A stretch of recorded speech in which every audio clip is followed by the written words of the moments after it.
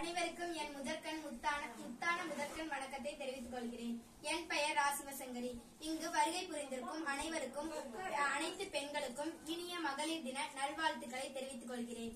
ஒவ்வொரு ஆண்டும் மார்ச் மாதம் 8ஆம் தேதி மகளிர் தினம் கொண்டாடப்படுகிறது. சரி, மகளிர் தினம் கொண்டாடப்படும் தெரியுமா? என்ன மகளிர் தினம் எதுக்காக கொண்டாடப்படுகிறது? சரி, நீங்க சொன்னது கரெக்ட். அது இல்லாம நான் சொல்றேன், கேளுங்க. பெண்களை போற்றும் விதமாகவும் பெண்களின் முக்கியத்துவத்தை உணர்த்தும் விதமாகவும் மகளிர் தினம் கொண்டாடப்படுகிறது. ஒரு பெண் என்று சொல்லும் போது உங்களுக்கு என்ன தோணுது? பெருமையாக இருக்கிறது. சரி, நானும் சொல்றேன். ஒரு பெண் தன்னை தரம் உயர்த்துவதும் தனது குடும்பத்தையும் சமூகத்தையும் தரம் உயர்த்துவதற்காகும். பெண்ணின் பெருமையை உணர்த்தும் நாடே இந்த மண்ணுலகில் உயர்ந்துள்ளது. இன்று அனைத்து துறைகளிலும் மகளிர் பல சாதனைகள் படைத்து உயர்ந்துள்ளனர். இந்த அனைத்து தருணங்களிலும் அன்னை தெரசா, இந்திரா காந்தி, கல்பனா சாவ்லா போன்ற பெண்ணினத்திற்கே பெருமை சேர்க்கும் பெண்களை நினைவு கொள்ளவும்.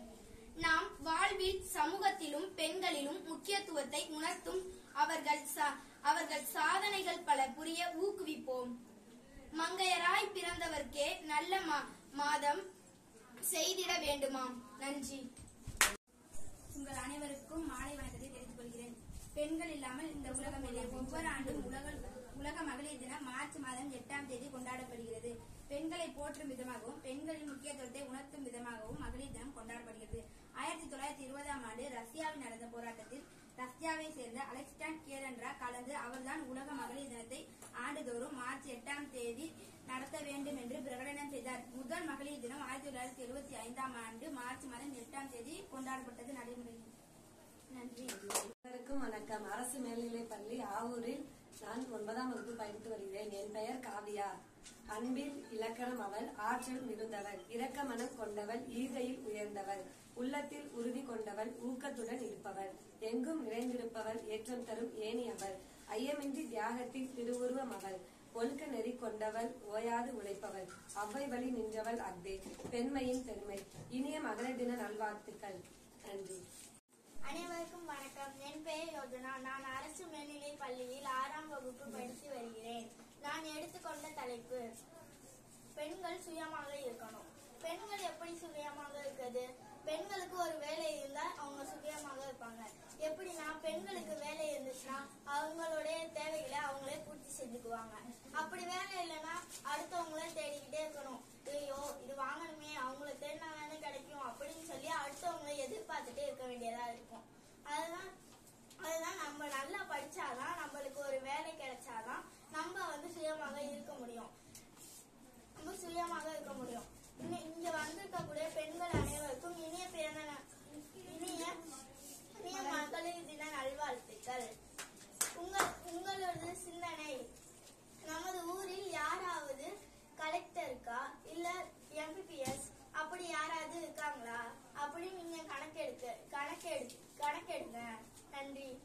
அனைவருக்கும் வணக்கம். என் பெயர் ஜோஷ்னா தேவி. நான் ஆவூர் அரசு மேல்நிலைப் பள்ளியில் 8ஆம் வகுப்பு படிக்கிறேன். நான் எடுத்துக்கொண்ட தலைப்பின் பெயர் கல்விக்கு வயது தடை இல்லை. இப்போ இந்த திருமணம், பெண்கள் திருமணம், அதுக்கப்புறமேட்டுக்கு யாருமே லைப்ரரிக்கு வரதே இல்லை. அவங்க கேட்டா எனக்கு குழந்தைங்க இருக்கு, வேலை இருக்கு அப்படின்றாங்க. ஆனா தொலைக்காட்சியிலையும் சீரியல்லையும் தான் அதிகமா நேரத்தை செலவிடுறாங்க. நீங்க லைப்ரரி வந்தீங்கன்னாவே உங்களோட சேர்ந்து உங்க குழந்தைங்களும் வருவாங்க. நீங்க லைப்ரரிக்கு வாங்க. நன்றி. அப்படிதானா?